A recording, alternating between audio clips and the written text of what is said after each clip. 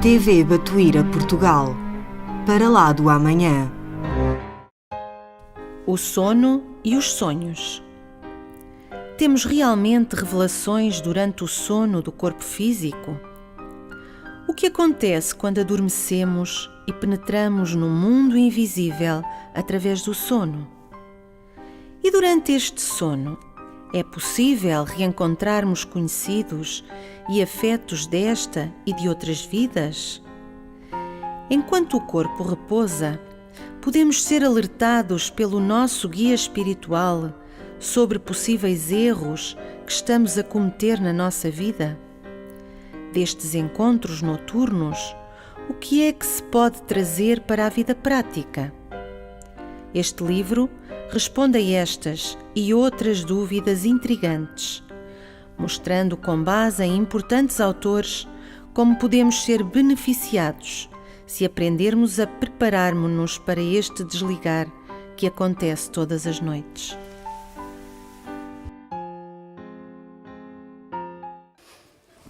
Mais uma vez, boa noite a todos. Sejam bem-vindos à nossa casa, mais um encontro de reflexão de todos nós. Lembrem-se sempre que eu estou aqui à frente e trago-vos aquilo que eu pude investigar, mas o trabalho é de todos. Não estamos aqui passivos, parece que estamos aqui sentadinhos, quietinhos, mas não. Estamos cada um a fazer a sua parte, basicamente nas vibrações dos nossos pensamentos. Hoje, já está aqui, o Bruno já entregou, nós vamos refletir sobre a passagem de Allan Kardec. Eu gostaria de que, ao final, nós tivéssemos colocado aqui o foco sobre esta personalidade ímpar que foi Allan Kardec, mas numa vertente que não muito é focada, que é o quanto ele era um homem generoso. Este homem que era absolutamente disciplinado, um homem que desde muito cedo se dedicou ao estudo. Ele era um menino já e era um grande estudioso, e vamos ver que tudo foi uma forma de realizar a sua missão, que vinha já de muitos e muitos anos de planeamento. Então, o que eu gostaria que ficasse ao final é o quanto tudo é planeado no mundo espiritual, o quanto o trabalho foi de uma coletividade, que isso é um ponto também importante, e o quanto este homem, absolutamente determinado, absolutamente estudioso, um grande mestre, aquele que consegue mostrar o caminho para que outros venham atrás dele e que o acompanhem, foi também um homem generosíssimo. E então, vamos lá, começando exatamente no foco do homem de bem. Essa é uma passagem preciosa, que a redação é dele, com inspiração do Mundo Maior, que está no capítulo 17, Sede Perfeitos, é o terceiro item, e que começa assim. O verdadeiro homem de bem é aquele que pratica a lei de justiça, de amor e caridade. Como vocês sabem, é a última das leis de Deus e aquela que sintetiza todas as outras, na sua maior pureza. Interroga a sua consciência sobre os próprios atos. Pergunta se não violou essa lei, se não cometeu mal, se fez todo o bem que podia, se não deixou escapar voluntariamente uma ocasião de ser útil, se ninguém tem do que se queixar dele, enfim, se fez aos outros aquilo que queria que os outros fizessem por ele. Isto foi compilado por Kardec para ser publicado em 1864 no Evangelho segundo o Espiritismo. Ao final da sua encarnação, ele vai fazer uma avaliação da sua passagem.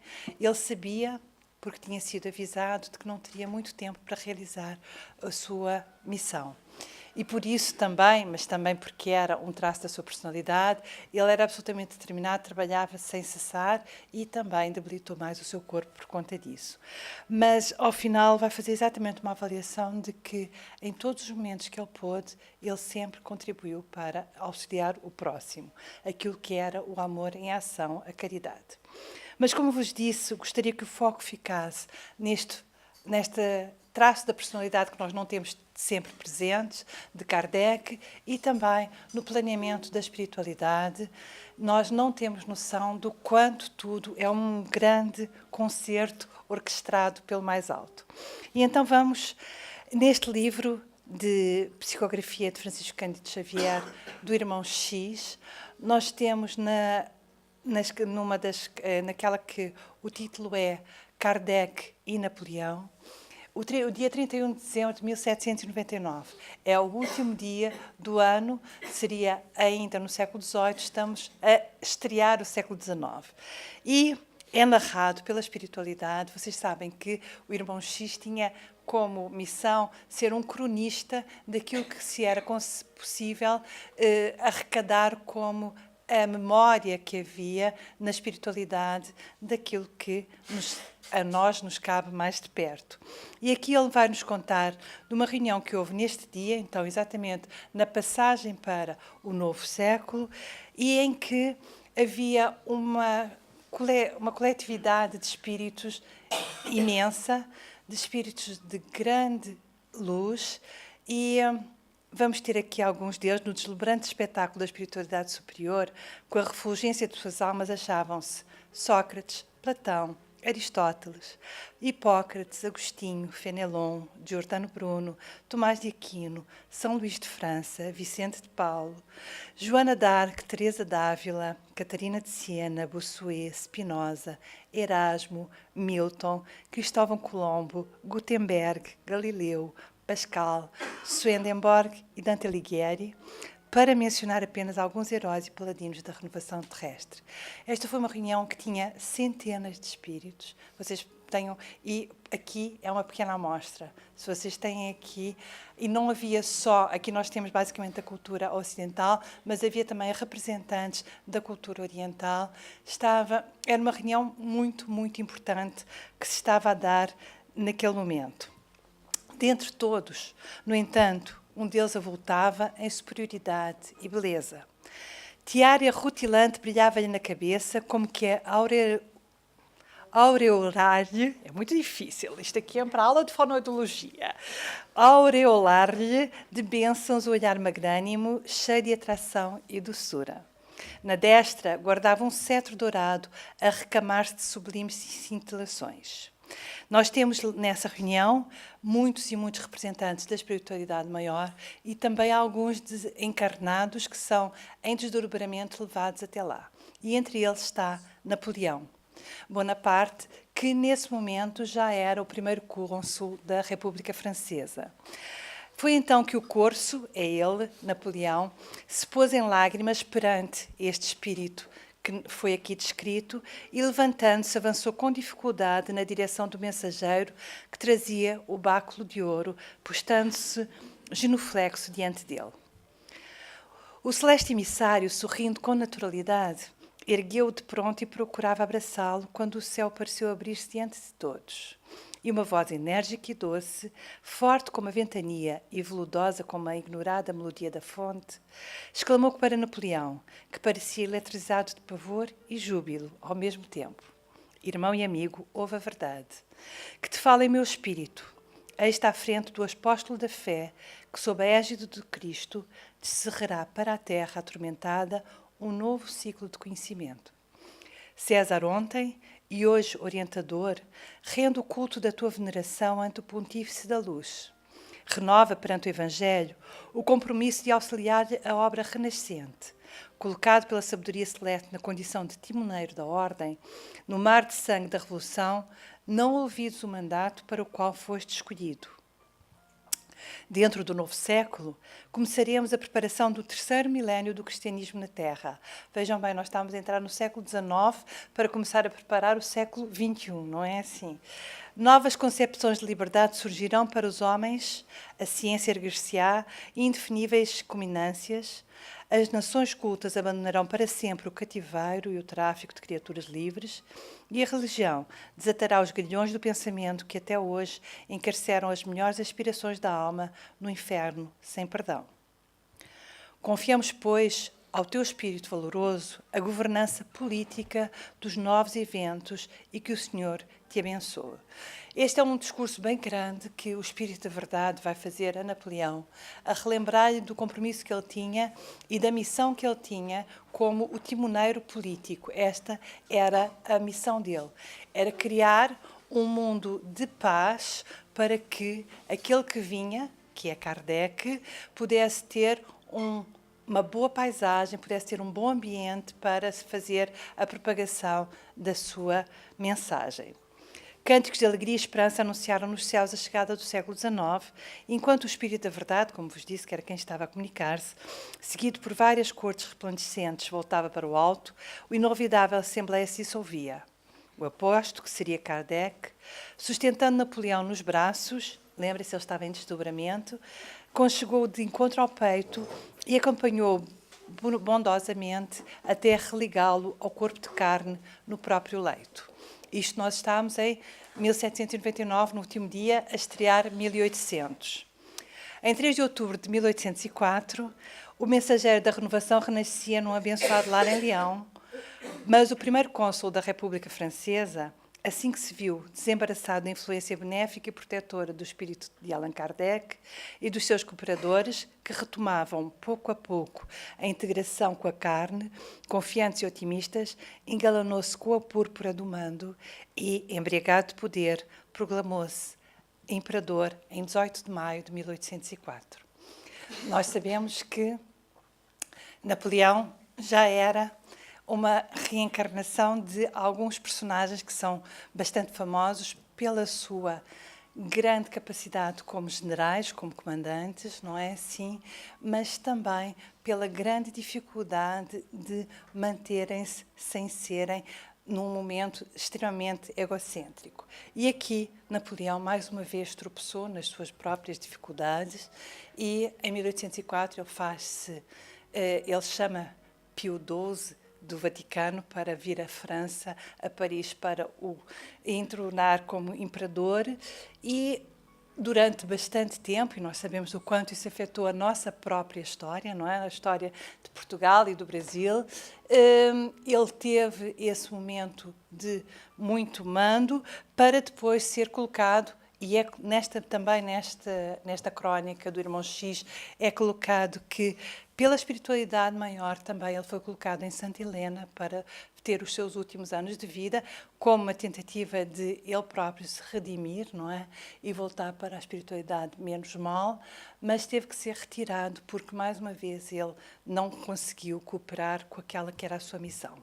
Mas o foco aqui é de nós realmente termos a noção do quanto é uma teia que se vai montando para que a mensagem pudesse chegar. Era uma mensagem absolutamente alteradora, modificadora de toda a forma como se estava no mundo, como se coloca aqui, alterava a possibilidade do pensamento em si, trazendo a possibilidade da fé raciocinada, que é isso que é a nossa maior bênção, não é assim?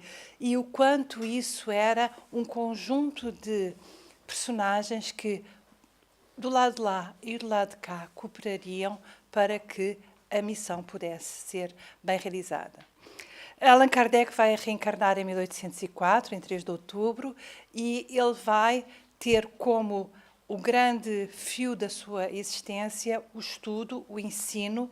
Ele foi estudar com o maior pedagogo da época, que era Pestalozzi, na Suíça, do qual foi um discípulo diferenciado. Depois ele volta muito jovem, ainda não tinha 18 anos, quando ele volta para Paris e começa a escrever os seus próprios compêndios. Ele tinha aprendido alemão, então ele podia traduzir, não é, compêndios franceses para o alemão, e ele começou a compilar os seus próprios livros, e então ele, durante o período que vai de... Vamos imaginar que nós estamos a pensar em alguma coisa como o início dos anos 30, não é assim? Quando ele começa a realizar os seus livros. Ele, de 30 até 54, 55, quando ele vai começar a dedicar-se ao espiritismo, ele vai ter uma carreira brilhante e absolutamente dedicada ao próximo como educador. Ele vai formar um colégio que depois tem algumas dificuldades, mas com a sua esposa em casa, durante anos e anos, ele teve aulas que dava a pessoas que precisassem aprender a ler e a escrever, a aprender o básico. Eles davam ensino básico na sua casa à noite durante anos e anos. Então, já era um traço da personalidade desta personagem, desta personalidade que nós conhecemos como Allan Kardec. É muito interessante pensar que Kardec ele era muito jovem, tinha 16, 17 anos, quando ele conhece o magnetismo. O magnetismo que depois nós conhecemos melhor como o hipnotismo, não é? Assim, é aquilo que nós conseguimos ter mais próximo para termos uma noção mais daquilo que depois evoluiu. O magnetismo vai evoluir para a parte da hipnose. Ele dedica-se desde muito jovem, desde 16, 17 anos, a estudar o magnetismo, que era no momento, no século XVIII, tinha sido muito desenvolvido por Mesmer e que era alguma coisa que mobilizava os pensadores da época. Nós sabemos que a nobreza tem como a grande missão, porque estão livres, digamos, do trabalho cotidiano, do trabalho material, eles têm como missão exatamente a reflexão e o estudo, não é assim? Então, os grandes pensadores dessa época faziam parte da nobreza. E Kardec, na época, não era ainda Kardec, na sua primeira forma de nome, não é?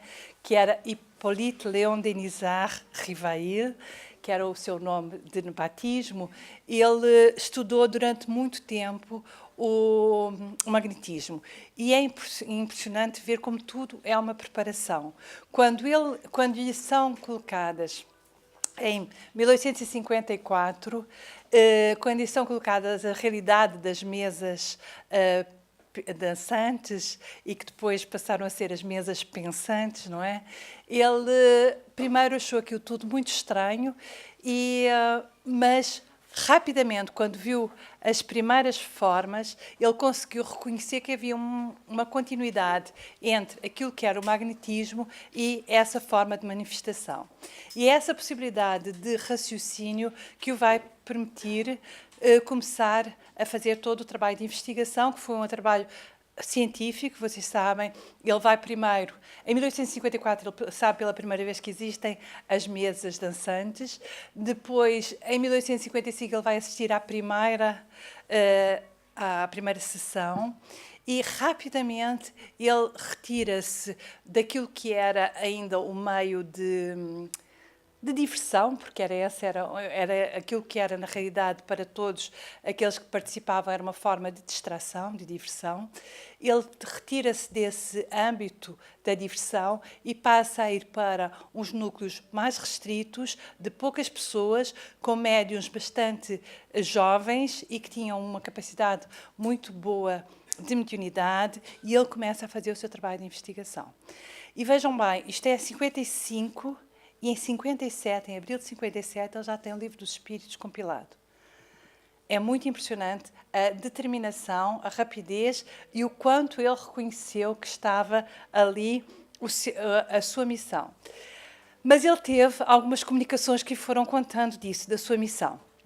E aqui vou-vos contar a primeira vez, em 30 de abril de 56, isto fazia um ano, ele tinha ido em maio de 55 à primeira sessão. Ainda não fazia nem um ano que ele estava em contato e que ele já estava a fazer o trabalho de investigação, porque ele começa a observar e começa a compilar perguntas a fazer. E então vai começar a fazer as perguntas. Em 30 de abril de 56 é pela primeira vez colocada que havia uma parte que era uma missão dele. E então é colocado isto através de um médium.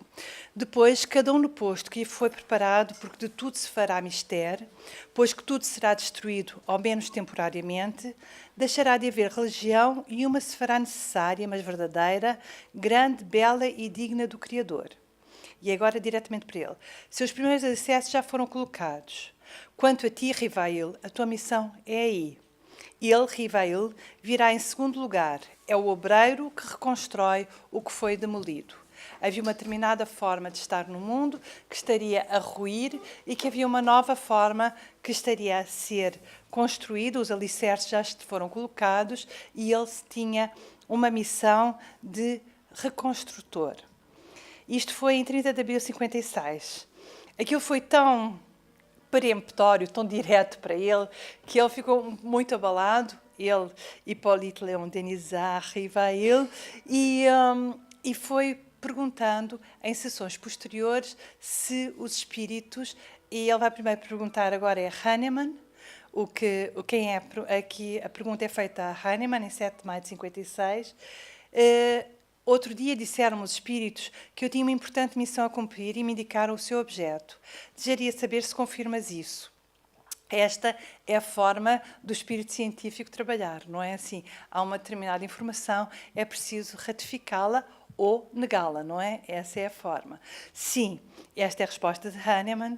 E se observares as tuas aspirações e tendências e o objeto quase constante das tuas meditações, não te surpreenderás com o que te foi dito. Tens que cumprir aquilo com que sonhas desde longo tempo. É preciso que nisso trabalhes ativamente para estares pronto, pois mais próximo do que pensas vem o dia. Isto foi em maio, foi a primeira em abril, agora maio, e em junho ele vai perguntar ao Espírito de Verdade. Bom Espírito, eu desejara saber o que pensas da missão que alguns espíritos me assinaram. Diz-me, peço-te, se há uma prova para o meu amor próprio, se era um teste, não é? Se estavam a querer se ele se deslumbrava, o seu orgulho. Diz-me, peço-te, se é uma prova para o meu amor próprio, tenho, como sabes, o maior desejo de contribuir para a propagação da verdade. Mas do papel de simples trabalhador ao de missionário em chefe, a distância é grande e não percebo o que possa justificar em mim graça tal, de preferência e a tantos outros que possuem talento e qualidades de que não disponho. E o Espírito de Verdade vai-lhe responder: confirmo o que te foi dito, mas recomendo-te muita discrição. Se quiseres ir-te bem, tomarás mais tarde conhecimento de coisas que te explicarão o que ora te surpreende. Não esqueças que podes triunfar como podes falir. Neste último caso, outro te substituiria, porquanto os desígnios de Deus não assentam na cabeça de um homem. Nunca, pois, fales da tua missão.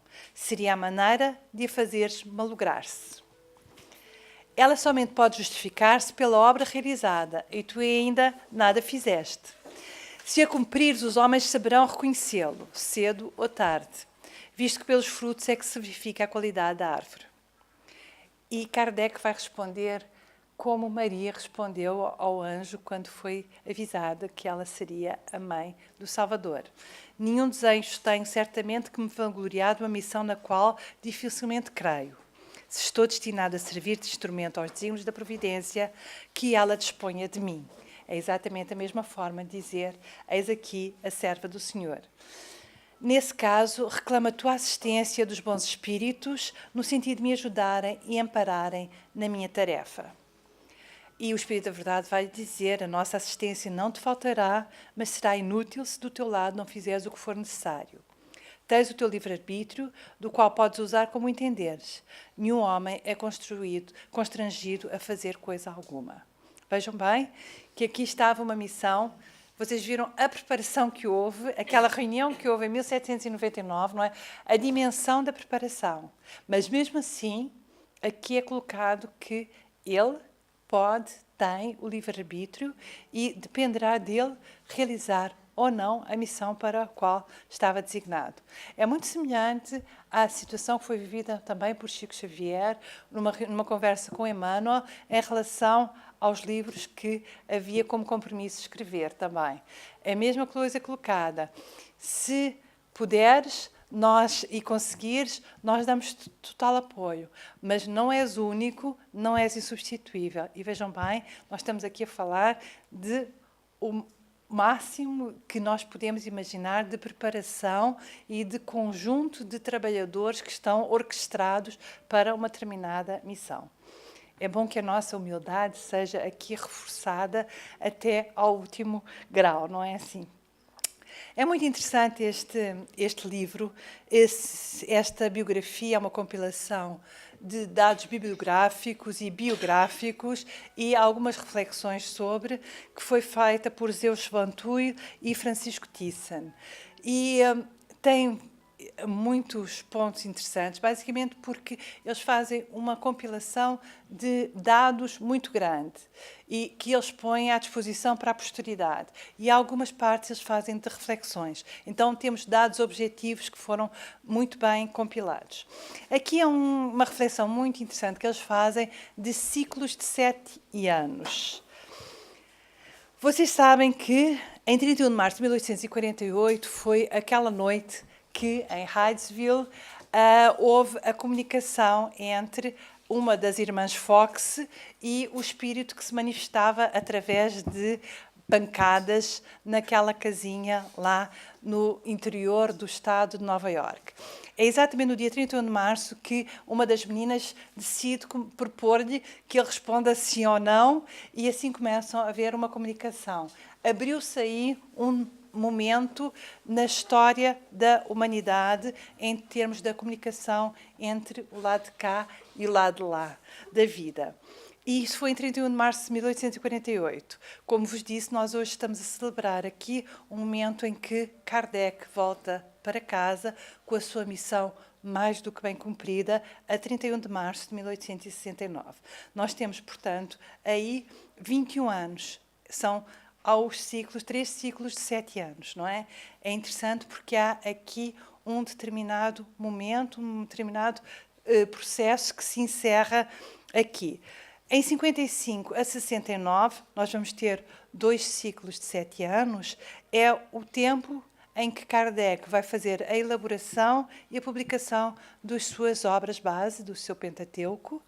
Ele vai à primeira reunião das mesas dançantes em 1855, em 1869 ele desencarna, tendo deixado já pronta a revista de Abril.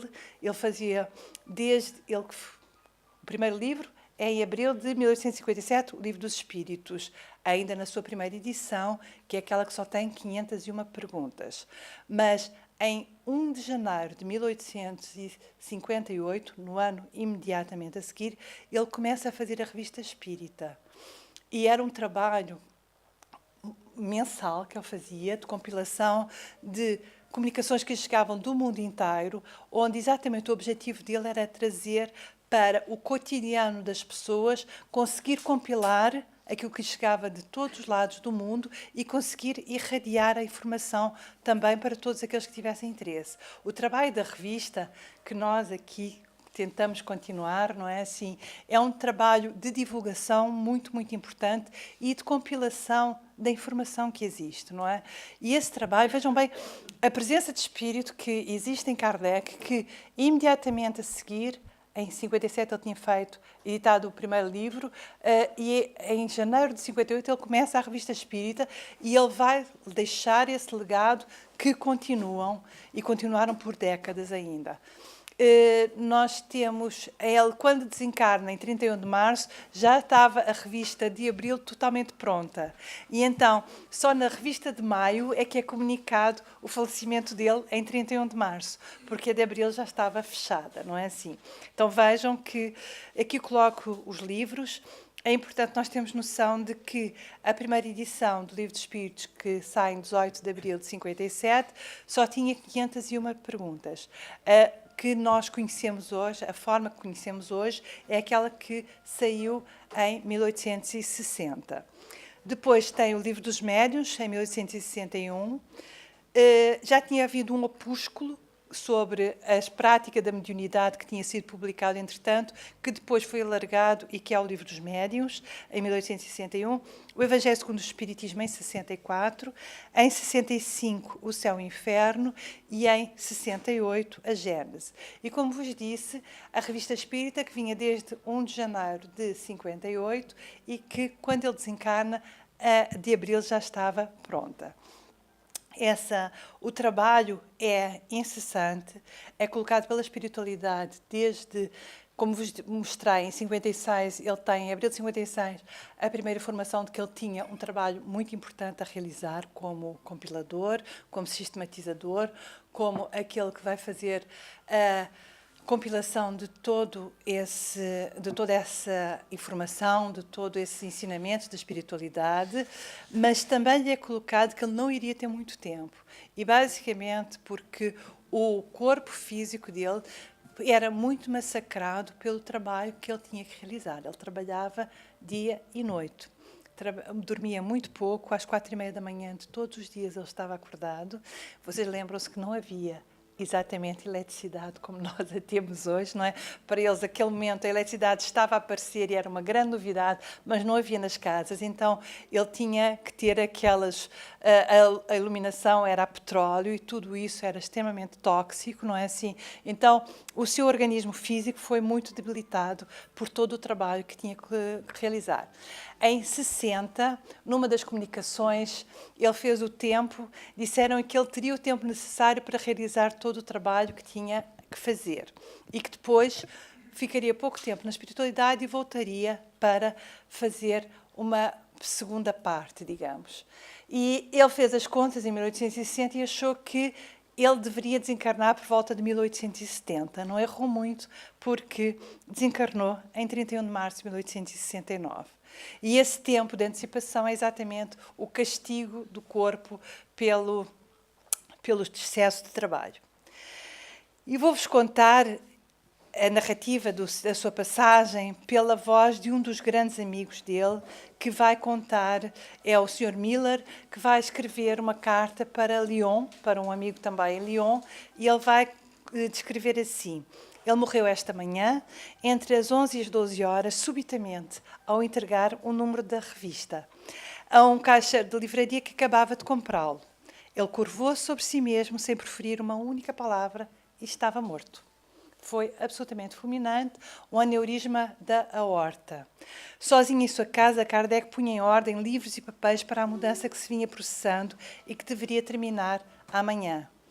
Ele tinha uma mudança de residência para a Vila de Ségur, que já era uma residência dele, mas ele estava ainda a viver aqui na Rue de Sainte-Anne. Havia todo um ciclo que estava a encerrar-se. É muito emocionante de ver. Ele estava realmente com as malas prontas. Ele pensou que era para uma outra casa e ele estava com as malas prontas para realmente partir. Delane, este que é aqui colocado é o Alexandre, que é o pai de Gabriel Delane, que nós conhecemos dos seus livros de compilação da doutrina. Acudiu com toda a presteza, friccionou, magnetizou, mas em vão. Tudo estava acabado. Foi absolutamente rápido, tranquilo e com uma revista na mão. Vocês vejam que realmente é altamente simbólico da importância que tem essa revista que ele tinha tanto dedicado. Trago-vos aqui imagens da Rue de Sainte-Anne, hoje, não é assim? Mas esse era o local da residência dele, era exatamente aqui na passagem de Sainte-Anne, que é no primeiro andar desse local em Paris. Ele estava de mudança daí para a Vila de Ségur. Havia um determinado período da doutrina que ele achava que estava encerrado, que era a primeira fase, a fase da compilação em si, e não estava ainda exatamente definido como é que funcionaria, mas ele estava inclusive a fazer uma constituição espírita, a tentar fazer uma sistematização de como é que deveria funcionar a partir de então o movimento espírita, do qual ele pretendia retirar-se um pouco, e havia uma comissão que tomaria o lugar dele. Vocês vejam que realmente havia já um alinhavo da retirada dele, e que foi realmente utilizado pela espiritualidade para o momento em que já chegava, o corpo dele não mais podia continuar. Ele tinha como um dos objetivos era criar o que poderíamos chamar de um Montepio para espíritas pobres. Então ele tinha, nessa Vila de Ségur, ele tinha a sua própria casa, mas também tinha a construção de algumas casas pequeninas em volta para que pessoas necessitadas, espíritas, pudessem ter o seu local de retiro nos seus últimos anos de vida. Como não vos disse, mas ele desencarna numa quarta-feira e será enterrado no dia 2 de abril de 1869. E esta é a descrição do mesmo Sr. Miller, também em carta, precisamente ao meio-dia de 2 de abril de 1869, modesto coche funerário seguido pelos confrades mais íntimos de Kardec, por todos os membros e médiuns da Sociedade Parisiense de Estudos Espíritas e por uma multidão de amigos e simpatizantes, ao todo 1.000 a 1.200 pessoas, punha-se em marcha rumo ao cemitério de Montmartre, o mais antigo de Paris, onde nova massa de povo já estava concentrada. Ele era, e aqui já estou a dar, isto é importante, que é para nós espíritas não dizermos as neiras, porque às vezes não nos fica nada bem. Kardec não foi enterrado onde está hoje o seu jazigo, ok? Kardec foi enterrado em Montmartre, no dia 2 de abril de 1869, vale fazer a marca de que Francisco Cândido Xavier vai encarnar exatamente no dia 2 de abril de 1910, não é assim? E foi lá que ele foi enterrado. Depois, na Sociedade Espírita, decidiu-se que era importante fazer um monumento de tributo a Kardec. E é aí que é desenhado o dolmen que nós conhecemos e que está no outro cemitério, no Père-Lachaise. E nós vamos ver que é um ano depois, em 31 de março de 1870, que o corpo será trasladado para o Père-Lachaise, para esse dolmen. Aqui é a fala de Camille Flammarion, que houve 4 pessoas que falaram durante o funeral e Camille Flammarion foi um deles, e ele vai, isto é uma pequena passagem, o discurso dele foi bastante grande, inclusive. Ele era o que eu denominarei simplesmente o bom senso encarnado. Razão reta e judiciosa, aplicava sem cessar à sua obra permanente as indicações íntimas do senso comum. Não era essa uma qualidade sumenos, na ordem das coisas em que nos ocupamos. Era, ao contrário, pode-se afirmá-lo, a primeira de todas e a mais preciosa, sem a qual a obra não teria podido tornar-se popular, nem lançar pelo mundo as suas raízes imensas. Vejam bem o quanto é importante este traço, não é assim? Alguém que sabe muito, consegue desconstruir e consegue transformar numa coisa simples, que era a possibilidade de poder compartilhar, poder divulgar, poder distribuir este conhecimento pela generalidade das pessoas. Esse era um trabalho em que Kardec era muito bom. Ele, desde sempre, ele tinha tido o objetivo de criar livros de instrução, por exemplo, para transformar a aritmética, a gramática, em coisas simples e fáceis de compreender. Esse era o objetivo dele desde sempre. Vejam bem como estava treinada nessa arte, não é assim? E quando aqui o Camille Flammarion está a colocá-lo como o bom senso encarnado, é no sentido não de que isso era uma característica muito importante, que era tornar as coisas sensatas e compreensíveis, lógicas para o vulgo, para todos nós, não é assim? Esse era um dado muito importante. Depois, há um terceiro, uma pessoa que fala em nome da viúva. A viúva não disse nada, mas ele vai falar, é o Sr. Miller, aquele que escreveu a carta a narrar como tinha sido o desencarne, e vai contar isto de Kardec. A tolerância absoluta era a regra de Kardec. Seus amigos, seus discípulos pertencem a todas as religiões, israelitas, maometanos, católicos e protestantes das mais diferentes seitas. Pertencem a todas as classes, ricos, pobres, cientistas, livres pensadores, artistas e operários. Ele tinha horror à indolência e à ociosidade, e este grande trabalhador morreu de pé, após imenso labor que acabou por ultrapassar as forças orgânicas, mas não as do espírito e do coração. Este foi o último dos discursos que houve ao pé daquele que seria o local do enterramento de Kardec. Como vos disse, depois foi conversado, foi combinado e foi desenhado o dolmen, não é assim? Que era um tributo exatamente à memória céltica, não é? dessa memória que estava no nome que Kardec tinha adotado, que Hippolyte Léon Denisard tinha adotado para si, como Allan Kardec, e ele é construído e a 31 de março de 1870, portanto, um ano após o seu desencarne, o corpo é trasladado já para aquele que é o túmulo que nós podemos hoje visitar no Père Lachaise, e que é importante de dizermos que está sempre assim florido. Vocês veem que é conhecido internacionalmente, e vocês veem nos guias de turismo do mundo inteiro, que este é o mais florido dos túmulos que existe neste que é um cemitério muito famoso. E existem muitas estrelas, tanto da literatura quanto da música pop, que lá estão enterradas, não é assim? Então é um local de visita. E o dólmen de Kardec está sempre cheio de flores, que, como vocês veem, são vasinhos, não é? Então, assim, isto é tudo vasinhos em volta, então são realmente coisas que ficam, que permanecem, não é assim? Está na fundador da doutrina espírita, e lá está a famosa frase, que não é de Kardec, também é importante que nós saibamos essas coisas, que era alguma coisa que é... Há vários romances, por exemplo, que têm passagens que são próximas, e foi compilado dessa forma para ser colocado aí no monumento, não é? Nascer, morrer, renascer e progredir sempre, essa é a lei. Como vos disse, Delane foi uma das pessoas que deu o seu testemunho ainda no enterro em 2 de abril de 69.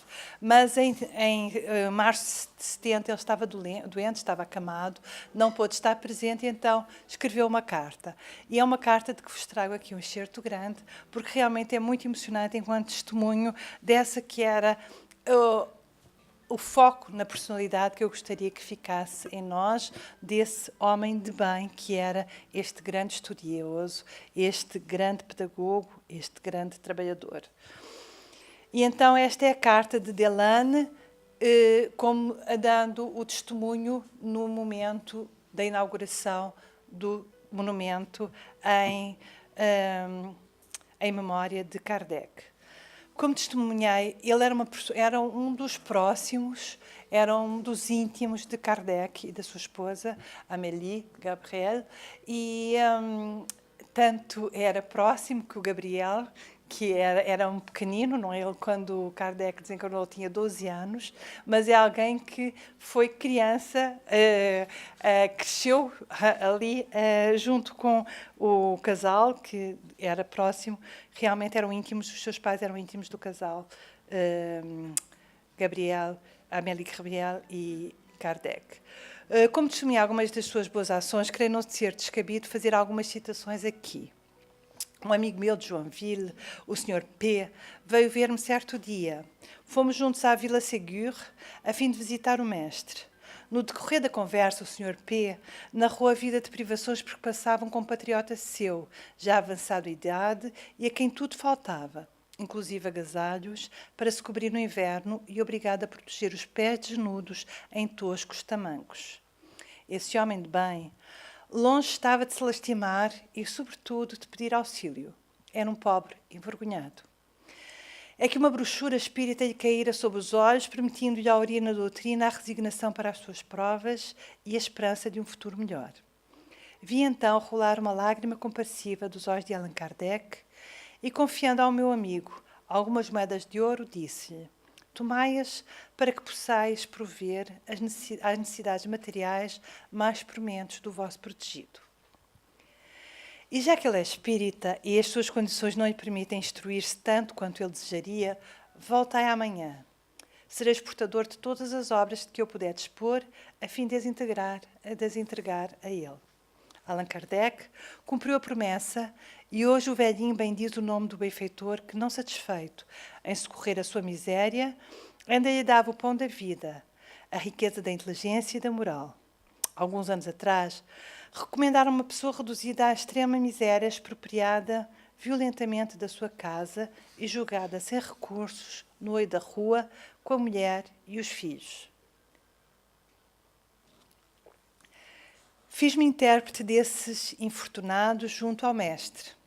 No mesmo instante, sem querer conhecê-los, sem mesmo inquirir das suas crenças, eles não eram espíritas, Allan Kardec forneceu-me os meios de os tirar da miséria, o que lhes evitou o suicídio, pois já haviam decidido libertar-se do fardo da vida, tornado pesado demais às suas almas desalentadas, caso tivessem que renunciar à assistência dos homens.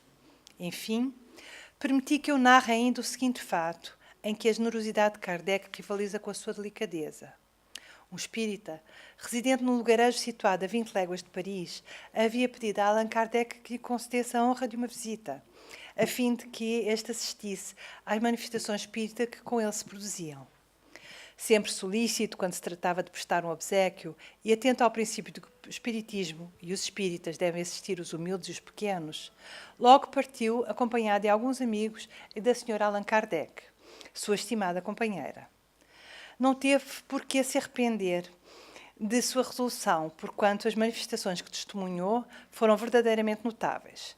Mas durante a sua curta permanência ali, o seu anfitrião foi cruelmente afligido pela perda súbita de uma parte dos seus recursos. Consternados, os pobres dissimulavam o seu pesar tanto quanto lhes era possível. Todavia, a notícia do desastre chegou a Allan Kardec e, no momento de partir, tendo-se informado da cifra aproximada do prejuízo, remeteu ao administrador da cidade uma soma mais que suficiente para restabelecer o equilíbrio financeiro da situação do seu hospedeiro. O lavrador só tomou conhecimento da intervenção do seu benfeitor após a partida deste. Eu não pararia de falar, senhores, se me fosse dado lembrar os milhares de fatos deste género, conhecidos tão somente por aqueles que ele socorreu.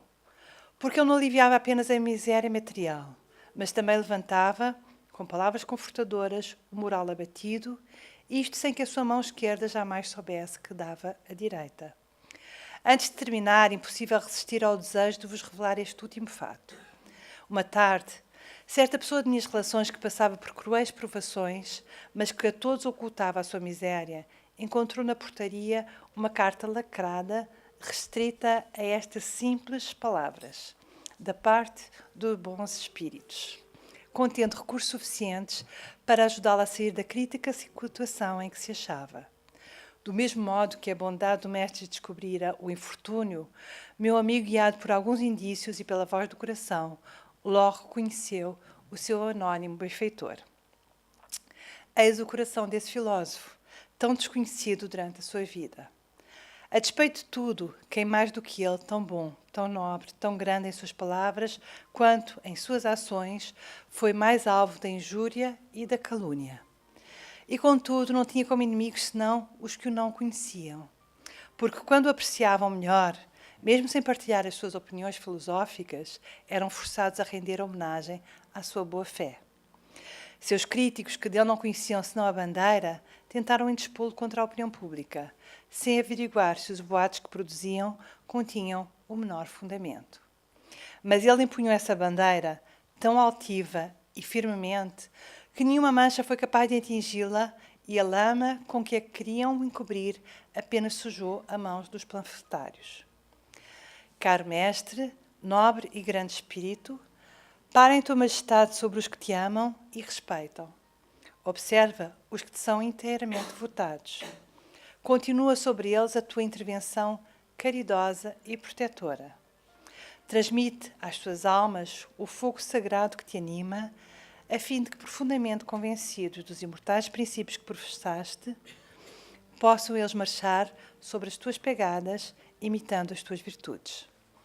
Faze que reinem entre nós a concórdia, o amor e a paz, a fim de que possamos reunir-nos a ti quando houver soado para nós a hora da libertação.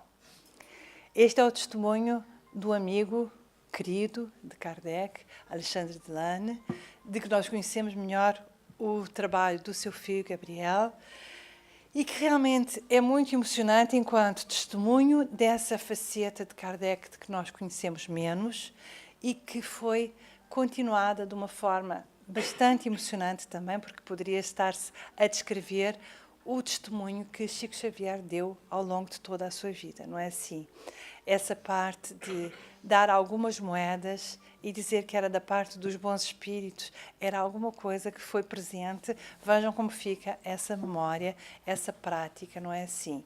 E de este testemunho que é dado também, de que, mesmo que não fossem simpatizantes, eram personagens, não é assim, que eram cobradoras de afetos e de reconhecimento pelo testemunho que davam nas suas atitudes, nas suas ações ao longo da vida. Que essa prece que Alexandre Delano faz aqui para que continua sobre eles, sobre nós, a tua intervenção caridosa e protetora, transmita às tuas almas o fogo sagrado que te anima, a fim de que, profundamente convencidos dos imortais princípios que professastes, possamos nós marchar sobre as tuas pegadas, imitando as tuas virtudes. Faz que reinem isso uma parte fundamental entre nós, a concórdia, o amor e a paz, a fim de que possamos reunir-nos a ti quando houver soado para nós a hora da libertação. Como nós vimos, a encarnação de Kardec foi extremamente cuidada, mas o mesmo Espírito da Verdade que esteve lá em 1799 a conversar com Napoleão e a tentar relembrá-lo de qual era a sua missão, durante a encarnação de Kardec, e já sabendo qual era a sua missão, Kardec, ele disse que estava nas mãos deles conseguir ou não realizar o trabalho, que ele teria o apoio incondicional da espiritualidade, mas que em nós está sempre o livre-arbítrio e a capacidade ou não de realizarmos a nossa missão. E ele, quando desencarna, em 31 de março de 1869, a sua missão estava totalmente e belamente realizada. Possamos nós recorrer às suas bênçãos, não é assim? Para que cada um de nós faça a sua pequena parte e que se demos, através das nossas próprias atitudes, testemunho da nossa gratidão a este espírito de escola que teve esta encarnação e que nós conhecemos a seguinte, não é assim? Onde veio encerrar a sua tarefa imensa. Obrigada por me ter ouvido e espero que tenha ficado em vós, convosco, a dignidade e a dimensão imensa deste espírito único. Parece que ninguém vai encerrar hoje a palestra. Está ali uma certa dificuldade.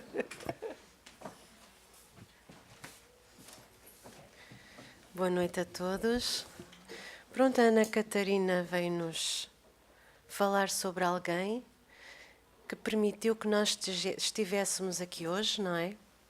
Porque é exatamente pelo trabalho imenso que Allan Kardec faz em 14 anos, como a Ana nos trouxe, que nós de facto nos reunimos aqui depois de aprendermos e de conhecermos tudo aquilo que Allan Kardec compilou e nos entregou para que nós viéssemos no mundo ocidental, porque no Oriente já era muito conhecido, mas no mundo ocidental e à luz da doutrina de Jesus, nós viéssemos então conhecer esta ligação do mundo dos espíritos à luz de toda a doutrina que Jesus tinha entregue há 2000 anos. Como nós podemos aqui ver, não é uma tarefa nada, ou não foi uma tarefa nada fácil. Foi uma tarefa muito complexa, muito difícil. Ana começou por nos levar até ao século XIX e mais atrás ainda, quando nos leva a toda a preparação espiritual que ocorreu ainda no século XVIII.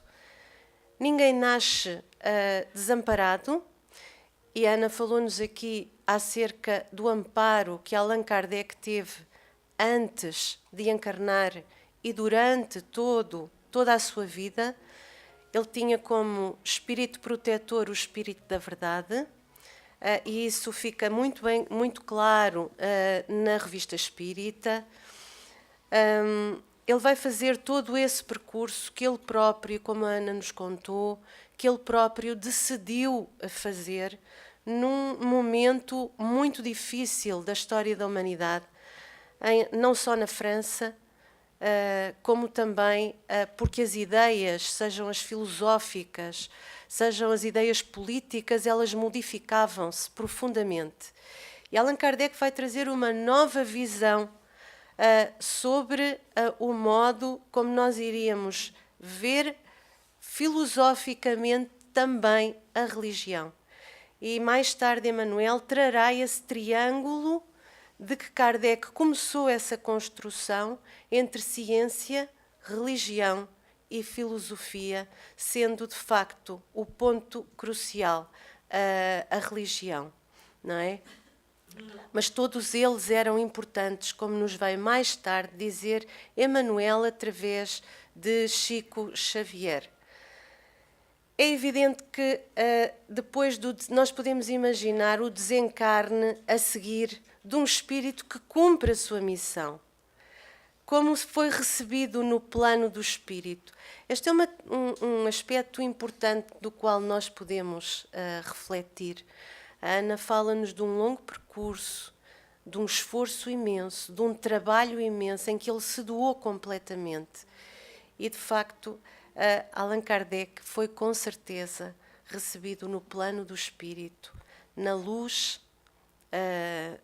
que ele merecia, enquanto espírito cumpridor, enquanto homem de bem, tal como ele o descreveu no Evangelho. Ele legou-nos o conhecimento, mas legou-nos também aquilo que, como a Ana disse, é menos conhecido, que é a sua conduta moral. E essa conduta moral em que ele, de facto, coloca a caridade como a pedra de toque de qualquer criatura. Bom, mas depois do desencarne e à luz daquilo que muitos de nós conhecem, Allan Kardec voltou alguns anos depois, poucos anos depois, e voltou exatamente como para cumprir o resto da sua missão, como Chico Xavier. Ele vem então, e nesse momento, com o amparo de Emmanuel, aí ele traz como o seu espírito protetor Emmanuel. Aliás, ele tinha um acordo com Emmanuel. Enquanto Chico Xavier estivesse encarnado, Emmanuel acompanhá-lo-ia no plano do espírito. Quando Chico Xavier desencarnasse, seria Emmanuel que iria fazer a sua última encarnação para cumprir o que faltava da doutrina espírita, que ainda não está cumprido. Bom, então nós vemos que, de facto, este espírito tem um caminho imenso de trabalho, de luz, de tenacidade, de perseverança, apesar de todas as dificuldades que ele encontrou ao longo da sua trajetória. A Ana falou ainda de Amélie. Amélie foi o espírito que foi colocado junto de si para que ele pudesse cumprir e pudesse ser apoiado dentro de casa. É que é no lar que nós começamos muitas vezes esse apoio, que nós damos esse apoio ao outro. A Amélie foi um pilar de Kardec. Aliás, ela fez um outro trabalho depois da sua desencarnação, muito importante, mas de facto ela foi um pilar fundamental no trabalho que Kardec nos legou. Podíamos continuar a falar de Kardec, porque não esgotaríamos o tema, mas já estamos na nossa hora então, vamos nos dirigir para a nossa prece final.